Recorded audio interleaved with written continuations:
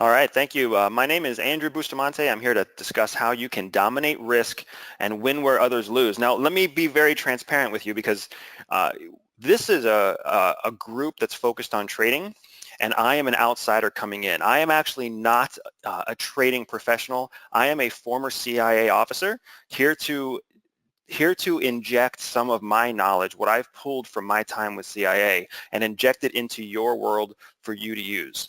If you have any questions, if there's anything you want to learn about me, you can visit my website at everydayspy.com. Just don't visit it right now, because what I want to do right now is share with you some of the knowledge that I have used to dominate risk and win where others lose, because I believe that you want to do the exact same thing. Every good mission in the intelligence world starts with a mission statement. And here are our objectives for today. I want to share with you a secret truth, a truth that many know, but many more don't.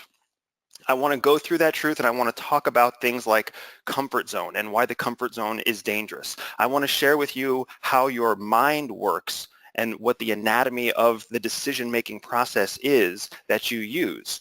I also want to talk about lies that we trust.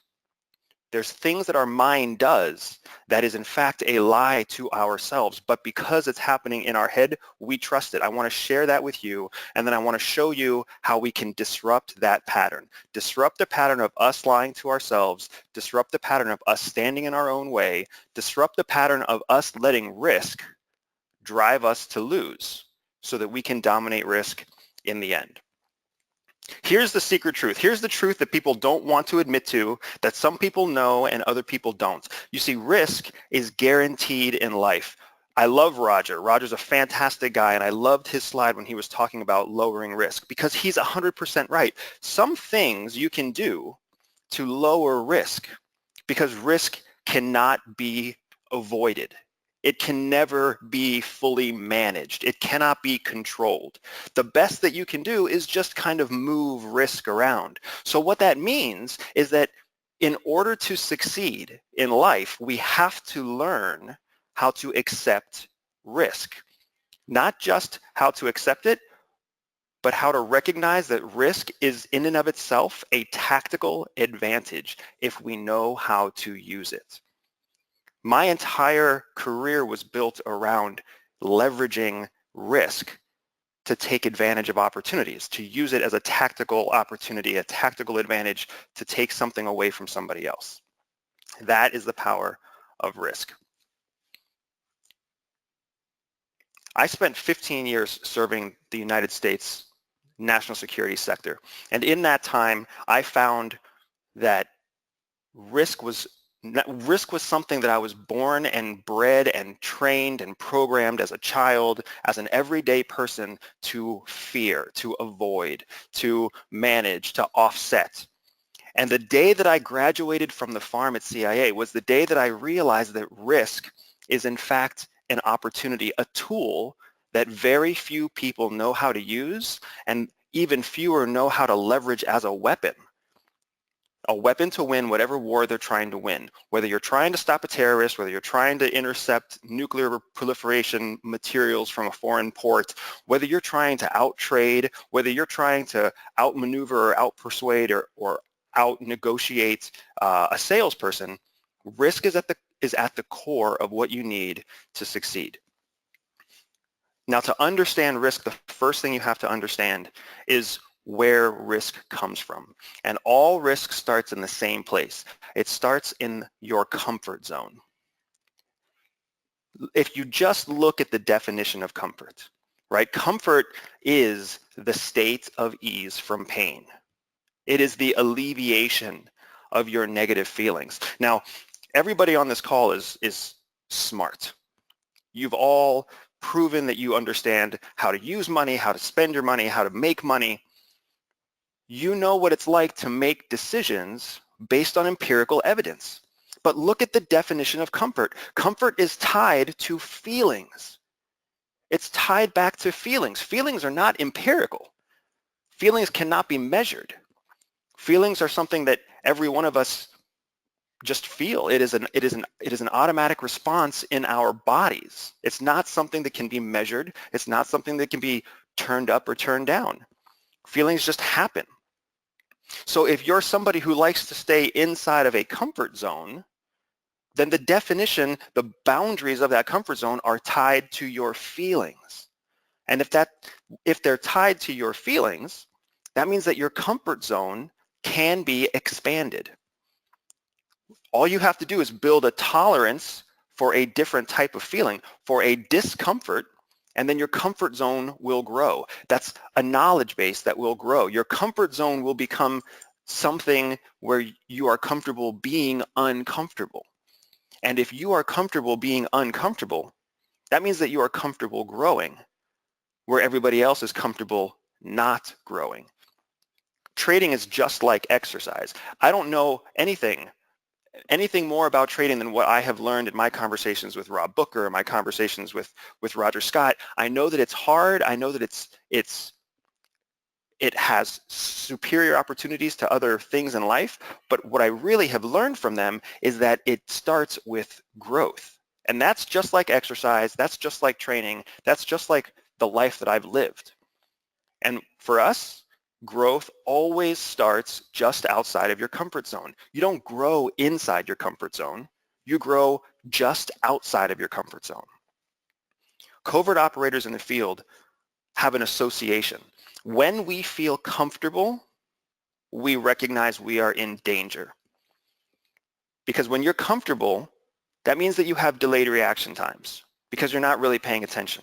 It means that you might be complacent. It means that you might be apathetic because comfort breeds these feelings. You feel comfortable, so you're not on your A game. You're not on the razor's edge. You're not in a position to take advantage of an opportunity at a tactical level. If anything, you're sitting back in your chair instead of sitting on the edge of your seat. And if you want to be high performing, that high performance requires constant evolution, constant growth, constant discomfort.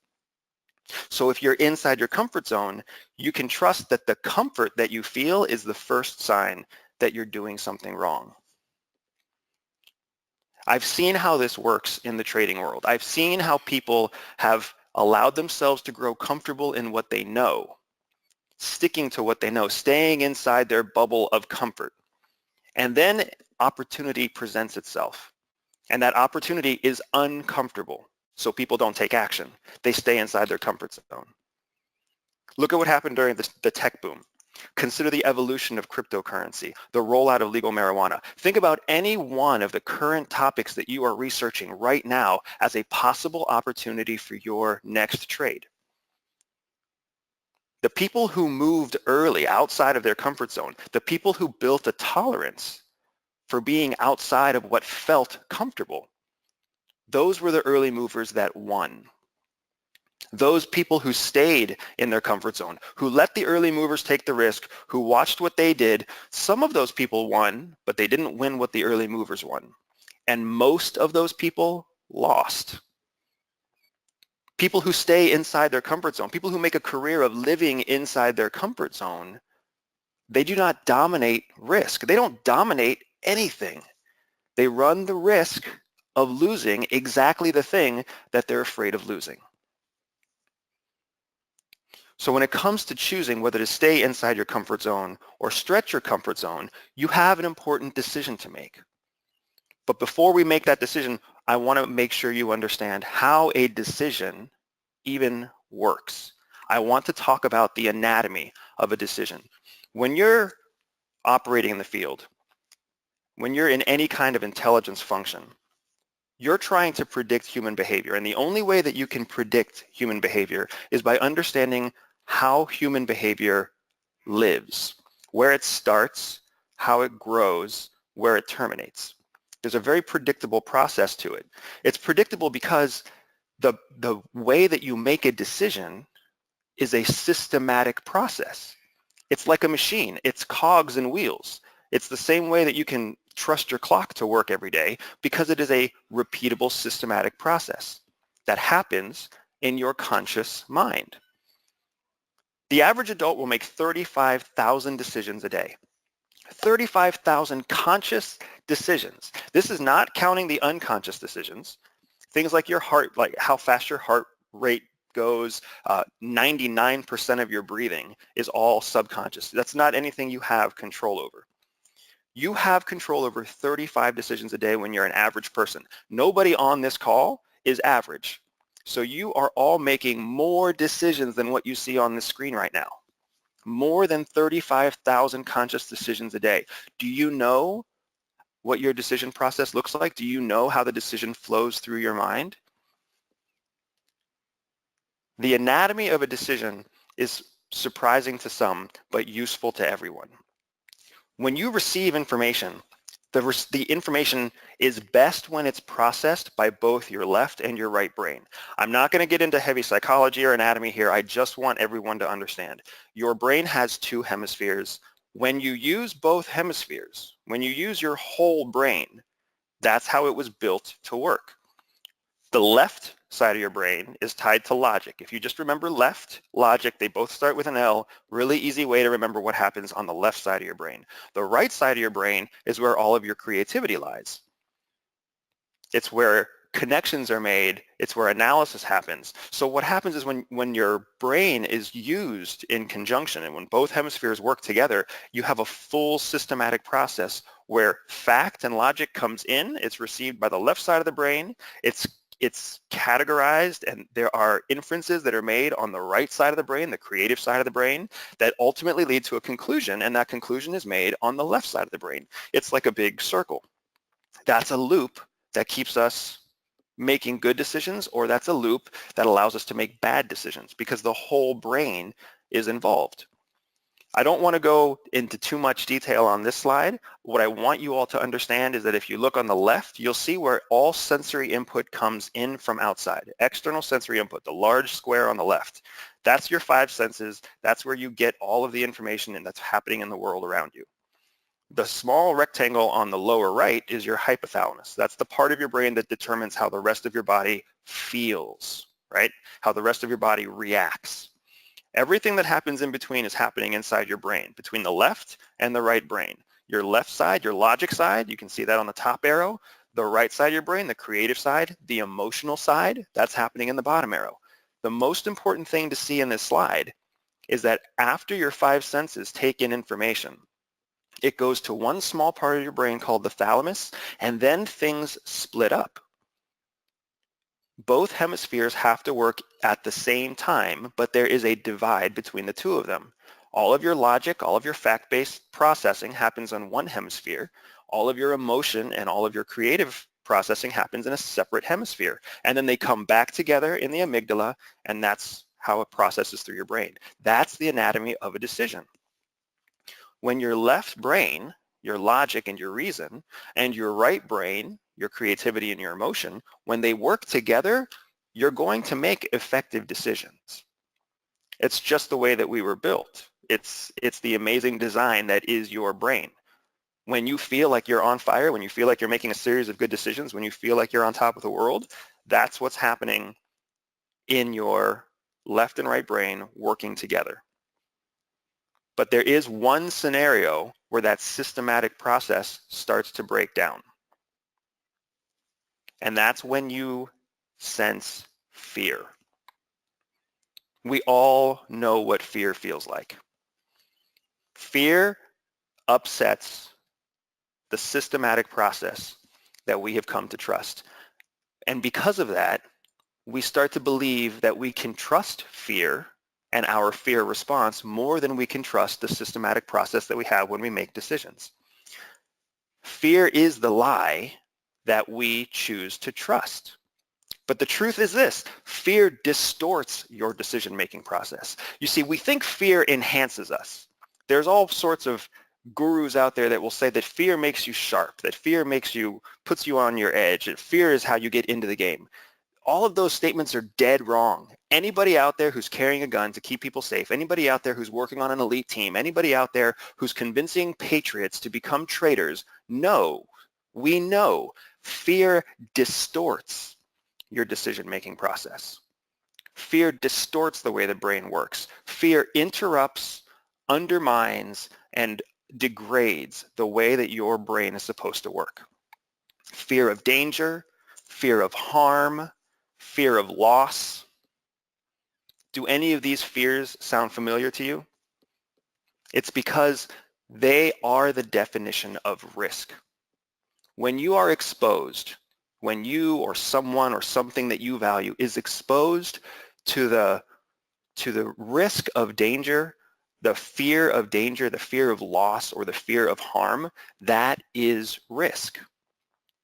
Risk happens when you're in your car. Risk happens in your home. Risk happens when you're making a trade. Risk happens when you're deciding whether or not to purchase a class.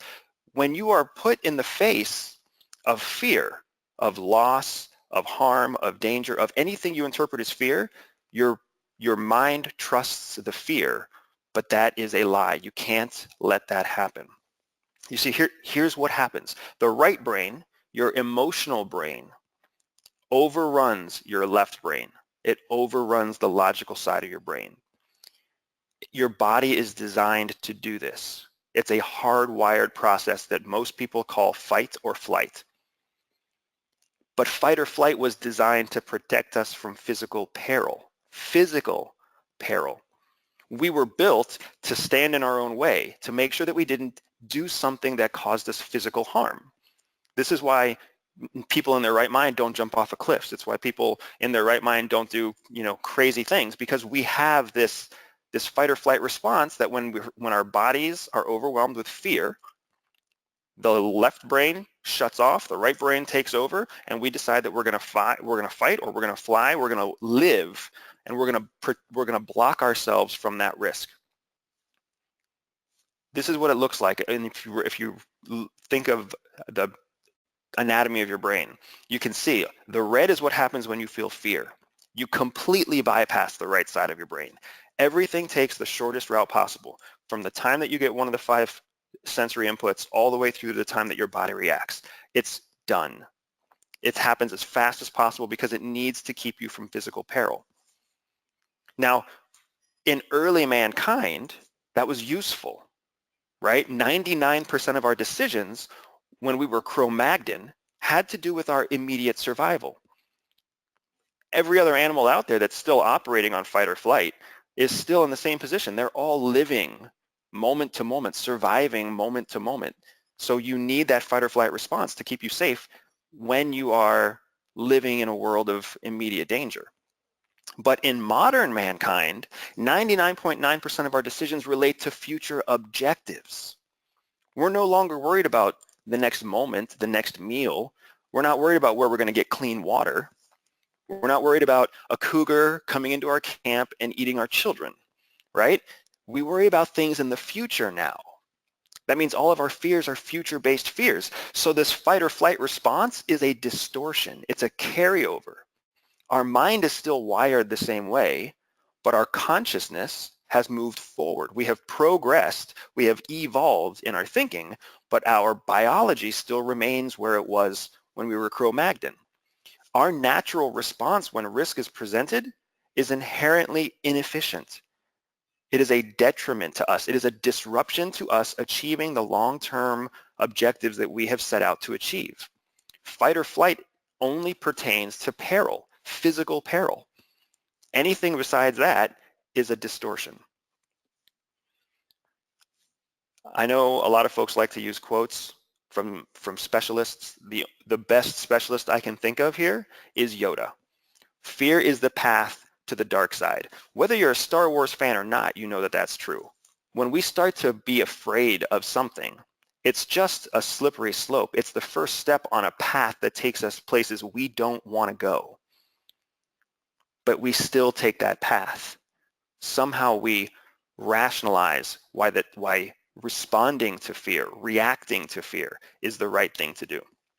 We don't have to do that. There is a way to fight back. There is a way to push back on the dark side, and there is a way for us to recognize fear as the lie that it is. The process that we do that is it starts with disrupting the pattern. You see, there's a pattern to fear, a pattern to risk, like we talked about. It's predictable. The way that your mind works is a systematic process. We see it happen in ourselves, we see it happen in our spouses, we see it happen with our friends and our coworkers. Once you recognize the pattern, once you understand that systematic process and how it happens in your brain, then you start to have the ability to control it. You can't control risk, but you can control your reaction to fear.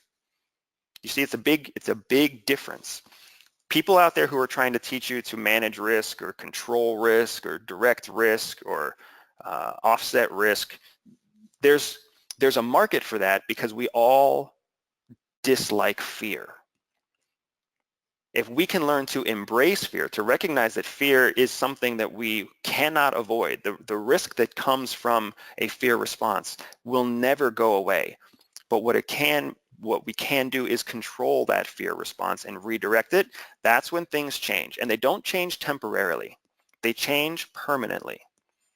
I've seen special operators for the military. I've seen special operators for foreign governments who seemed like they were fearless. Fearless in a firefight, fearless in the face of danger, absolutely in control of themselves at all times. And when you talk to them, they say the exact opposite. They admit their fear. They tell you that they are terrified of what's happening around them. But they have done something that most people have not done. They have learned how to disrupt the fear pattern. And they do that through education, training, and experience. So let me tell you how these work. When you disrupt a pattern with education, that means that you're sensitizing a part of your brain, specifically the amygdala. If you care about the specific parts of your brain, you've got the names there on the bottom. But what you're doing is you're sensitizing your brain to the presentation of fear. As an example, if you go walking in the woods one day, or if you take your child out for a walk, I have a little girl, an 18-month-old daughter who I swear is fearless sometimes. I'll take her for a walk, and because she doesn't know what a snake is, she has had no experience with whether or not a snake is a good thing or a bad thing, a gross thing or a cool thing. When she sees it, it's a non sequitur for her. She's not interested. She doesn't even really recognize it. Now, my son, who's 6 years old, immediately knows what a snake is. And his education has been about how snakes, they sleep in the cold, they stay in the sun, they have scales, there's different types, some have teeth, some are poisonous, so he's fascinated with them. When he sees a snake in the woods, because of his education, he has no fear response, none. Now, my wife and I, who are adults, and we know that snakes can be dangerous, when we go for a walk in the woods and we see a snake, we startle. We snap back in fear. We pull back our daughter, we pull back our son, and we react. If we were to have educated ourselves immediately before taking that walk in the woods, if we would have read about what snakes are indigenous in the region, if we would have taken the time to look at a few pictures to see what the patterns look like on their back, now we have educated ourselves. We have sensitized the part of our brain that reacts emotionally. Now when we see that snake, we're not going to startle. We've prepared ourselves through education for what we're about to see. Trader education is immensely powerful for exactly this reason, because you can see something happening and you're sensitized to it. You're not going to react to it. You're not going to immediately jump off the ship to your own peril because you thought that you were so afraid that you lost all control of your decision-making process. What I love about events like this and listening to people like Roger is because you have all this education that's coming across the airwaves, and education is the first step to learning how to disrupt the fear pattern. The next step to disrupting the fear pattern is training. Training is something that's near and dear to my heart, and training is different than education. With education, you can read about it, you can listen to it, you can take it in actively or passively, you can hear the same thing 10,000 times, you can learn through osmosis, right? But training is an active application. Training means that you're actually practicing what you have learned. And training increases the efficiencies in the right side of your brain so that the right side can act faster when fear is presented. So if you take education and training in conjunction, education sensitizes your brain to fear, and then training makes it so that the right side of your brain, as it processes through the information logically, it processes faster. It's like improving a computer. It's like giving yourself a system upgrade. And training is something that elite operators go through all the time. Training is something that the business elite go through all the time. Constant training, ongoing training, where you're not just learning, but you are actively applying what you have learned to a scenario, to a situation.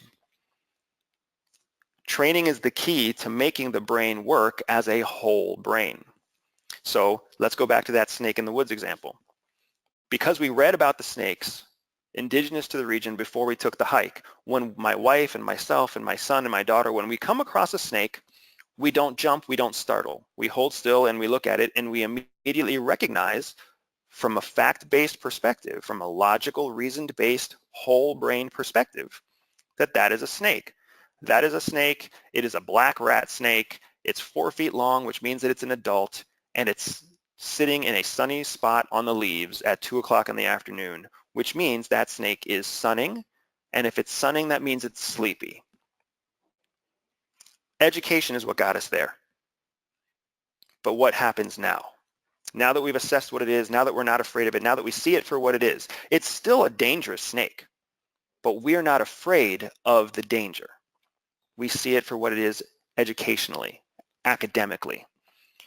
But training is what actually allows us to shoo the snake away without putting anybody in peril.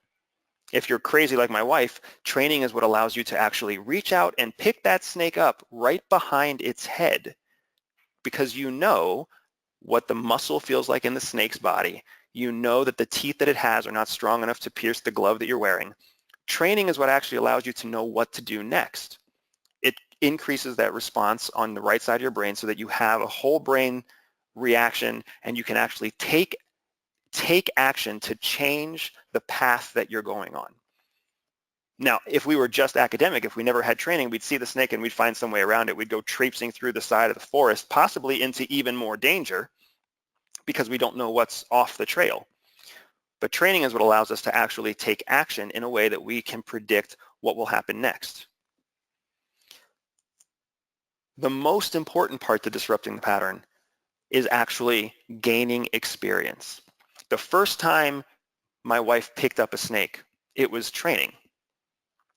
The 200th time that she's picked up a snake, that's all experience, right? And experience is what makes it so that you're sensitized in your amygdala permanently. You are permanently sensitized. Think about your Delta Force guys or your SEAL guys who are out there getting shot at almost every deployment. They don't flinch anymore when guns go off. Their heart doesn't jump to a racing speed when they hear incoming fire on their home base. They're sensitized to it permanently. Their training kicks in. They know exactly how to strap up. They know exactly how to pull on their weapons. They know exactly where to deploy. They know exactly where to aim. And then experience sets in, and they start making real-time decisions in the face of fear that allow them to dominate and win the war, win the day. All of this applies to trading. It applies to every day at work. It applies to how you go about buying a car. It applies to every part of everyday life, because fear faces us and we have to decide what to do about it. We feel risk. We feel that we are on the outside of our comfort zone and we have to decide what to do about it. When you build up that experience, you're actually reconditioning your mind to respond to risk differently than when you just rely on instinctual emotions. This is not a pattern. Disrupting the pattern is not something that is hidden from people. It's not something that we keep back. It's not a secret.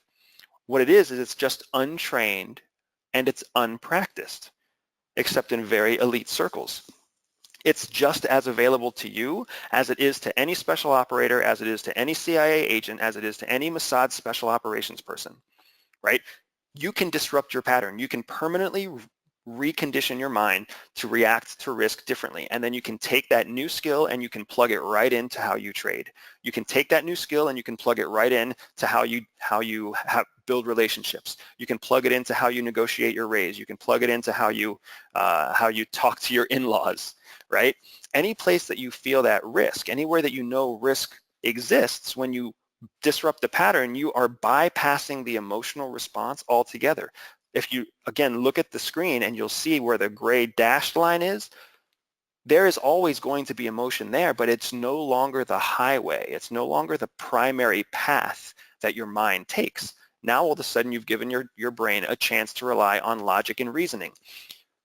When I think about, when I sit in on and I listen to people who teach traders how to trade, I know that you are logical people. I know that you are reasonable, reasoning people, intelligent, smart people who want to minimize the risk that they take, and they recognize that they can't avoid it altogether. You're in a risk tolerant world when you trade. You have to be. Otherwise, you would just go be public school teachers where the risk is very low.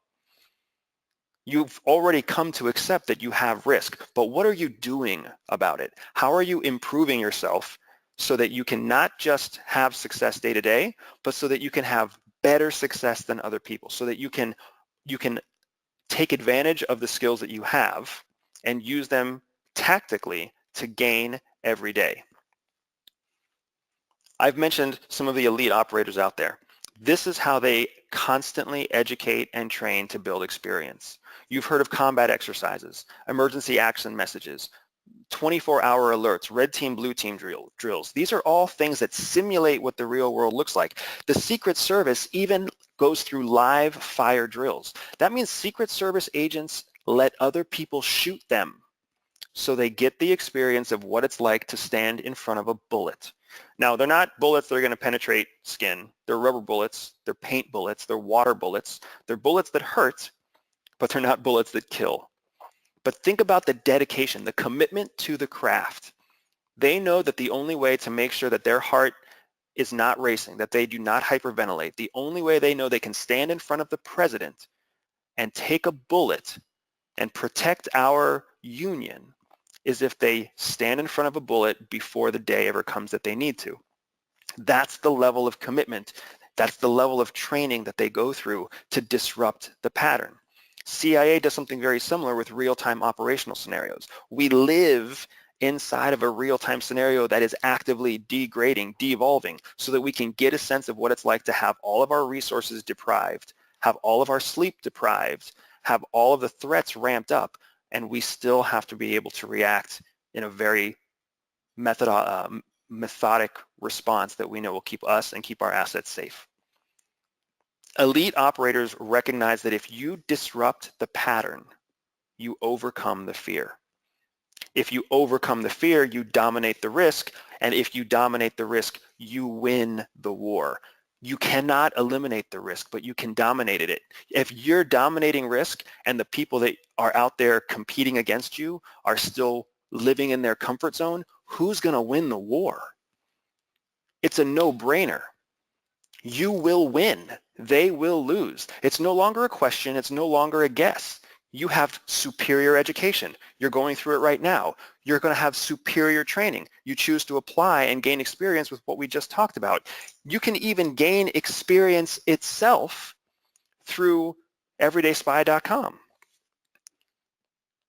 This overview was designed to show you how your mind was wired to stand in its own way. It was designed that way to protect you from physical peril, but you don't live in a world of physical peril anymore. What we need to do now to adapt our mind to the current world is to reprogram ourselves to see fear and risk as advantages instead of threats. Elite operators have been doing it for decades. There is no reason that you can't do it too. I'm hosting an interactive class, a live class, that will show you exactly how elite operators leverage risk and how they use that risk to gain advantages in their everyday life. We follow a process. It's a step-by-step process that most people just don't take the time to learn, and even fewer ever take the time to practice. And once you have that process down and you see how it works and your mind is permanently reconditioned to see risk and fear as an advantage, that allows you to take control in any everyday scenario. It's called control, the art of leveraging risk to dominate any situation. You've already got the education, folks. Now you just need the training and the experience. And we can do that together. Because you need to control training and you need to control the experience so tightly to make sure that folks grow at the maximum level, I have to limit my participation. I know demand is high. I know people have need for elite skills. That is my burden to bear, to figure out how to get that to everybody. But I do have space for 25 people who want to learn how to do that immediately, who want to learn how to eliminate fear-based decisions, who want to learn how to apply that in their investment world, in their trading world, people who have a day job still because they aren't earning enough income through trading. How do you get more salary so you have more disposable income? You stop being afraid. How do you increase your negotiating power so you pay less for your next car so you have more money to trade? You end your fear-based decisions. You can influence business, personal, even romantic relationships in ways that most people only dream about because they're still operating from a basis of fear and risk and loss, and you don't have to. Elite operators know how to predict human behavior so that we can gain the advantage in all sorts of daily situations and scenarios. We don't have to worry about sleazy salesmen because we can outwit them. We don't have to worry about people at work who don't want to help us, people who like to be roadblocks, because we can bypass them. We even joke that the ultimate goal is to get our wife to take out the trash. But the problem is that we all fear our wife more than we fear anything else. And it's hard to reprogram that fear response because that just has a lot of secondary benefits. You can find your way to this class by visiting everydayspy.com/go. I want you to go there now. This is the time. I told you not to visit Everyday Spy earlier.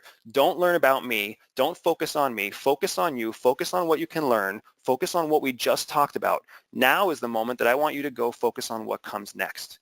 everydayspy.com/go. Get yourself into the class.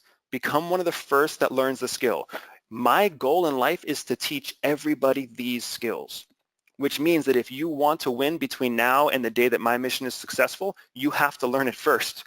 Get out there and learn it now. I know the people who are going to learn it at the end are going to be kicking themselves when it's all said and done. I look forward to seeing you there. And if you sign up today, not only do you get the experience and get the training, but I'm excited to share with you my book, Everyday Espionage, Winning the Workplace. I'm excited to give you lifetime early adopter benefits to everydayspy.com. Not everybody knows this.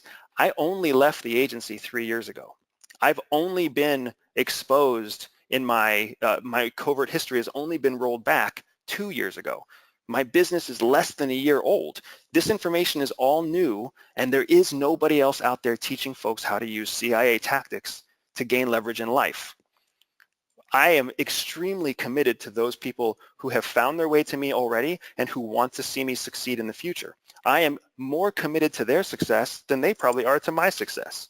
And this is how I'm showing it with early adopter benefits that keep us closely connected, closer connected than anybody else is going to be able to achieve in the future. And it allows me to constantly pour my knowledge into your life. I have a training letter, and I'm happy to give you a 1-year subscription to that training letter and access to my summer calls this summer.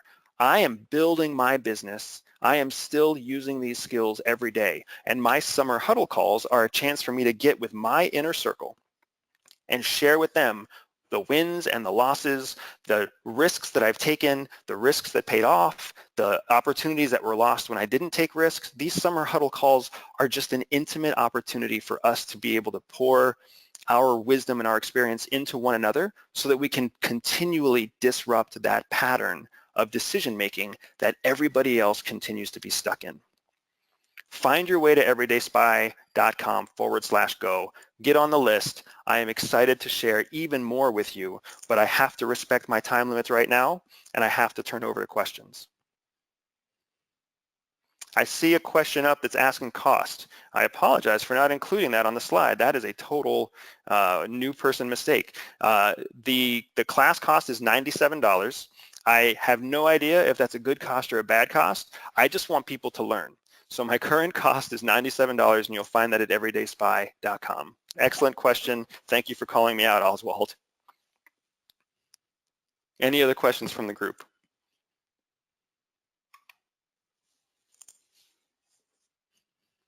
I see another one here. Oh, Oswald, thank you for your feedback.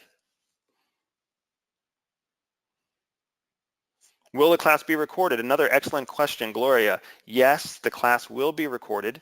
I don't know what I will do with that recording yet. Again, I'm still on the upswing of learning myself, but I do know that it's invaluable to record and it's in order to share the information with the largest possible audience. TL, thanks, man, for the feedback, or ma'am. TL, I really appreciate that.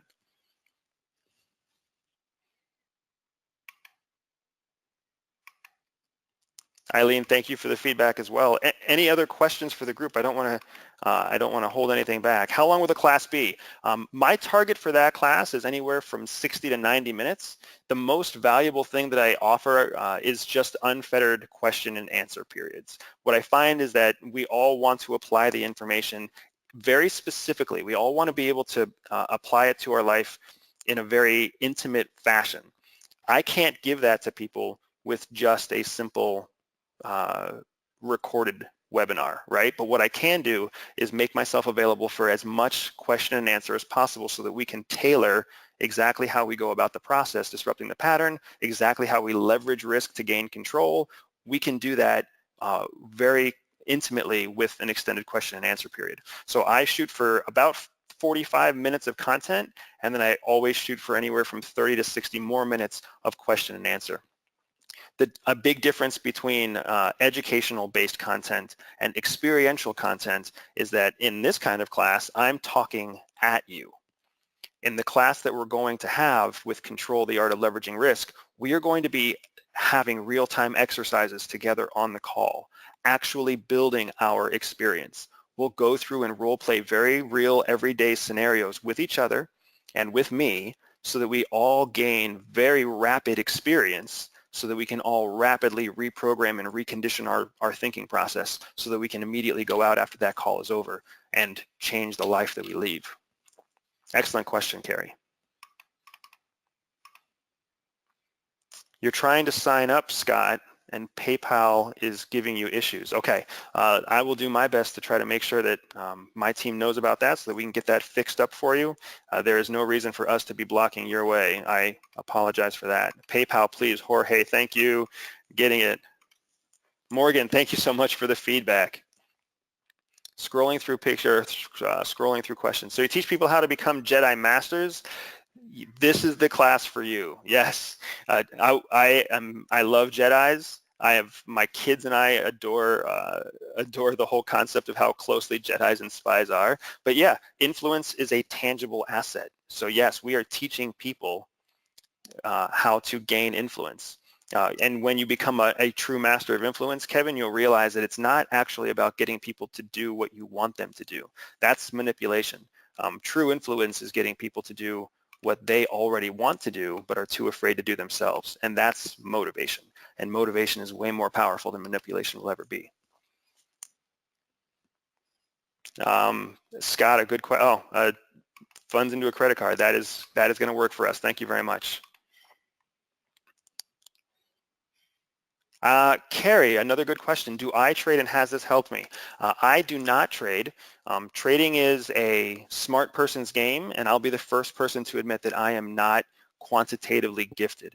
I would never go into something without as much education and training as possible, and trading is something that it's going to take an immense amount of time for me to be able to grasp some of the concepts that I think a lot of you grasp on your own. So I'm instead focusing on sharing my knowledge in where I'm strong to make you stronger. But thank you very much for the question.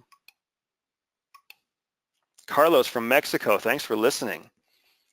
I appreciate it very much, man. Great presentation, Scott. I appreciate that. Thank you very much, Oswald. All must start a demo account. David, I actually do have a number of classes that are in person. We're trying to get as many of those migrated as we can online so that we have more access. But I will keep your number, David. Thank you very much for giving me the feedback. Kevin, the class that we're talking about is going to be anywhere from 60 to 90 minutes, depending on the question and answer period. And I'm not a big fan of cutting things off if folks are learning fast. So we're going to do that. Ninja warrioring is about as awesome as you can get, Mark. So thank you for that.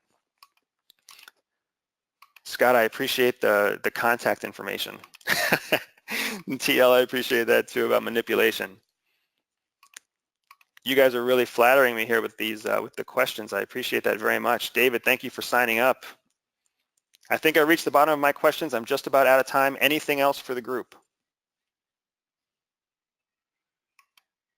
All right, you guys, I appreciate you supporting me. I appreciate you doing what you do to change your own lives and for recognizing that there are a lot of people out there who are still living inside their little bubble and they're never going to grab life by the reins.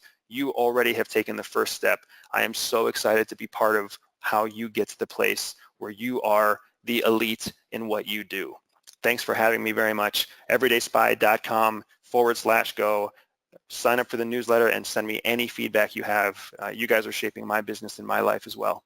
Thanks very much.